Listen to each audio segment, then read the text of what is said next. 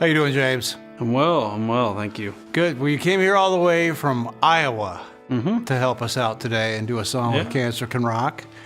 We've already worked together most of the day. Tell me a little bit about your cancer. August or September of 2010, I had I just kind of felt like, it's kind of weird, but like my armpit wasn't, it didn't cave in anymore. Okay. It just kind of flat and kind of like not like the other one. And and I had to go to get checkup anyway and, go to the doctor and I said, I'll just have him look at it and I'm sure, he'll say, it's fine. It's just this, it's just A or B and just, right.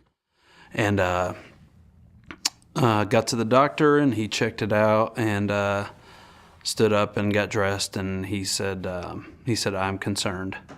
And that was, kind of pretty much everything from there was kind of a blur. And so he set up a consultation with me with a surgeon and he said, whatever it is, it's got to come out. It was on a Tuesday and he said, I operate Monday, Wednesday, and Friday. What are you doing tomorrow morning? Right. And I guess I'll just meet you back here in about 24 hours.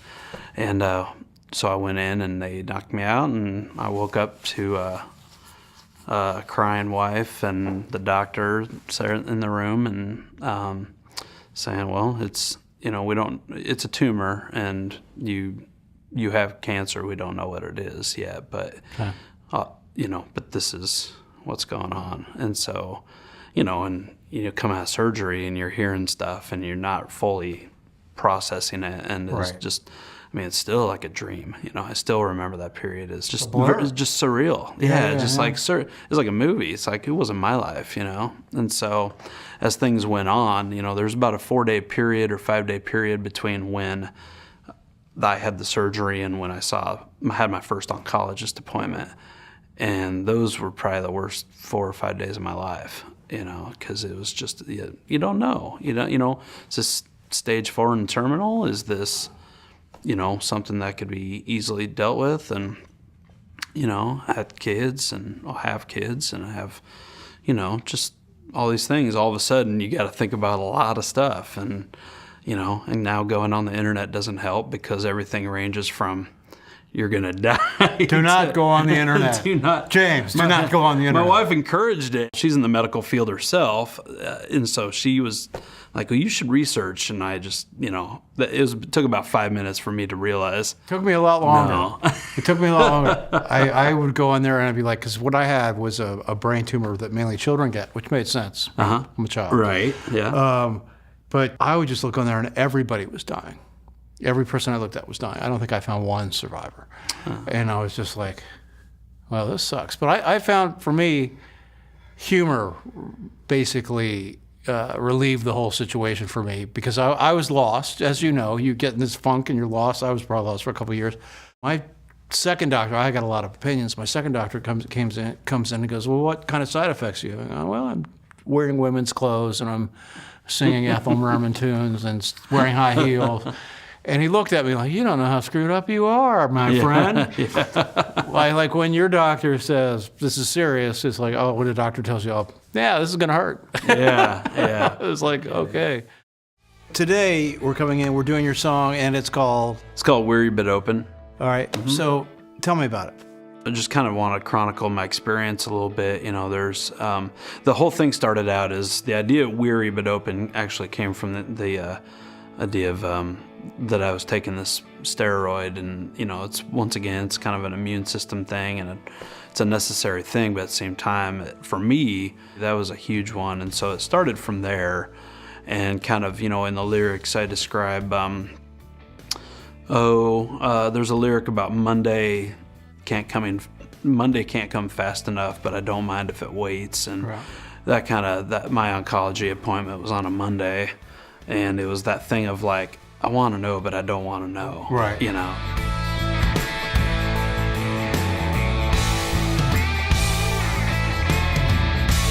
Monday can't get here too fast now. Yet I don't mind if it waits. 'Cause this is all a dream I Yeah, I understand what you're saying. Just because that waiting period is horrible. It's horrible. The worst out of anything. Like worse than for me, worse than the treatment, worse than the, I have, once again, like this family and just these professional things that I still want to accomplish as a musician and everything else. And, then it's like, well, okay, so, it was scheduled and we went, but it was still like, torture. I want to know, but I don't, and then we went, and fortunately, the John Stoddard Cancer Center in Des Moines, they're amazing, and they knew exactly what to do. And he said, well, here's what you have, and here's the schedule we're going to do, and you're going to start this day, and there you go. Let's go. Yeah. And so, spend, 8 hours a day at the hospital for your treatment, and I would take a guitar and a laptop, and it's like I was camping. It's like, well, we've already started on the song, and it's sounding good. Mm-hmm. I appreciate you coming in. You're an amazing musician, so I'm glad we had the chance to hook up. And Holly, who introduced us, played bass today. And so it's been a love fest. It truly has. It's been a love fest. It's been, I mean, the fact that everybody came in to not only contribute to the song, but to support the cause too, I think is it means a lot, especially for people I've never met but are willing to do it. Yes. It's really cool. I've learned as I've started this that we're about 3 or 4 years old now, but there's a lot of people that will give their time and energy. I've learned there's a lot more than I always ever thought there would be. When I got diagnosed, it was amazing how many people in the community were really willing to, drop off dinner to our house or like watch our kids for a while, or I truly don't think we could have done it without them. Right. And so it's something I try to take with me. And now, once or twice a year I do Leukemia Lymphoma Society benefits, where I do it for no charge. And, Give back, man. That's what we got to do. Of course. That's what we got to do. Yeah. Jim, I can't thank you enough for both you and the Cancer Can Rock organization for having me in and doing this. This has been, on a number of levels, an incredible experience. Well, it's been our pleasure, and all the people around us just always are just so helpful. And I say this in every interview, but I always reiterate that they're great players, but they're better people. I say it every time, because you just come in, we have no stress. You know what I mean? You just come in and just like, let's play a song. It's beautiful. Record it. It's beautiful. Let's put it together. It's a nice community to be in. I agree. All right, well, let's make this song rock. Dig it. Yeah.